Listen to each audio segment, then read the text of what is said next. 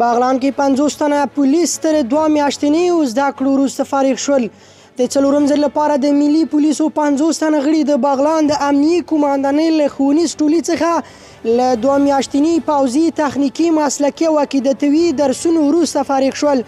په همدې اساس په روزنیز ټولۍ کې د امنیه قوماندانۍ د امنیت امیر کاري عبدالغیور خادم، د اداري چارو مرستیال مولانا عبادالله معاذ، د ښوونې او روزنې مدیر مولوي صدام صدر، د روزنیز ټولۍ قوماندان کاري جمعالدین او د یو شمېر نورو ملکي او نظامي چارواکو پشتون کې غونډه جوړه شوه.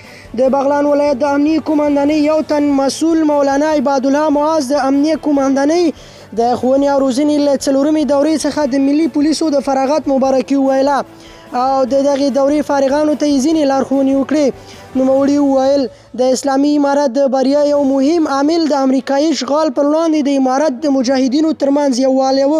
تاسو هم باید هڅه وکړئ چې په خپل منځ کې یووالی ولرئ، ځکه چې دا به تاسو په ټولو چارو کې بریالي کړي. د امنیه قوماندانۍ د ښوونې او روزنې مدیر مولوي صدام صدر چې د دغو سرتیرو د فراغت په مراسمو کې ګډون کړی وویل نن ورځ د مسلکي روزنیزې دورې له بشپړولو وروسته تاسو د دې وړتیا لرئ چې د نورو مظلومو مسلمانانو سره مرسته وکړئ او د خپل هیواد امنیت په بشپړه توګه تامین کړئ. هغه زیاته کړه چې د دغو سرتیرو فراغت د پلخمري ښار او د ولسوالیو د امنیت د تامینولو په برخه کې یو ښه ګام دی. دغه سرتیري په بشپړه توګه مسلکي دي او په هر ډول حالاتو کې ځانګړي چمتووالی لري.